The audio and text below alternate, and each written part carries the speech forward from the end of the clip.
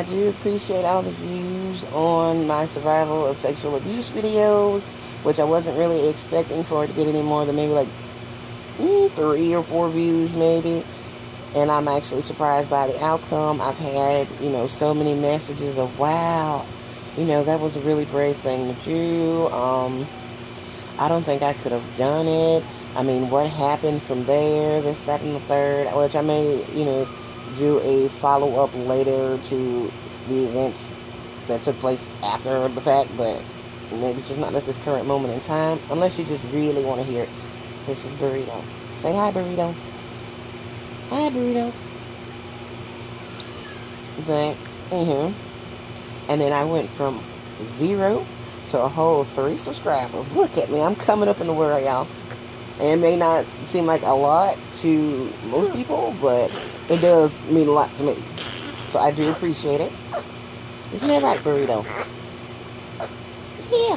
What he said. But, the topic I kind of wanted to cover today, how can I word this correctly to what would make sense?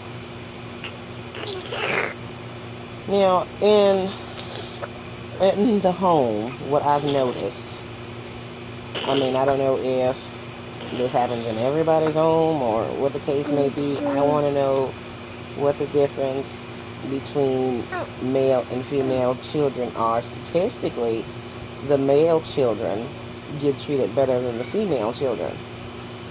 Like, I don't know what that's about exactly, but I noticed it mostly in single parent homes and single parent black homes at that. And I hate to say it like that, but it's true. Like, the son is statistically treated like a king, or like a boyfriend as opposed to a son. And then when it comes time for him to grow up, he don't know how. I know you see my son right here, but there's no way. This is my son. This is my son.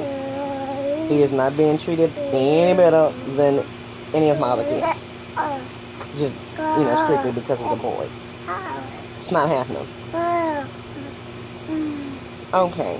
What I mean by that is, like, statistically speaking, of course, the son can make 1,000,001 mistakes, and it is perfectly acceptable.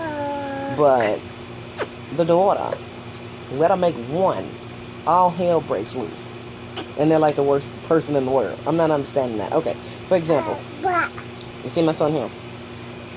Let's just say my son got somebody pregnant, right? Which is virtually impossible at this point because there's only one. But keep with the situation here. Follow the hypothetical with me. Let's just say my son was to get somebody pregnant, and I was one of those type of mothers who was like, well, okay, sit here, take care of the baby, blase, blase, woo, woo, all that good shit. But then one of my daughters turns around and is like, oh, well, mama, I'm pregnant. And then I get upset with her and be ready to kick her out. I appreciate the water, hold on. And I kick her out, and it's like, basically, forget you and my grandchild and all of this. But my son just did the same thing. You see where it contradicts itself? Why would I treat my son better than I would my daughter? You see where I'm going with this? Kind of in the ballpark a little bit. Am I way too far off? Y'all gotta let me know. He throwing off my food, yeah. He don't want me to talk. Put it down. You wanna say hi? Say hello. Say hello. Right, what he said.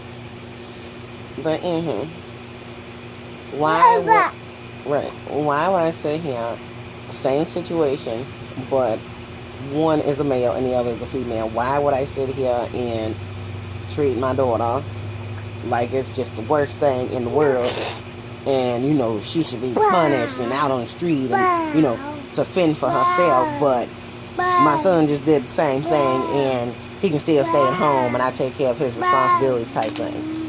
I've noticed this a lot, and I can't stand it. And maybe one of you can explain it to me. Because I don't know. But, anywho, we're going to continue on about our day. Get off me. And, I guess I'll see you all later. Say bye-bye. Say bye-bye. Say bye-bye to the people.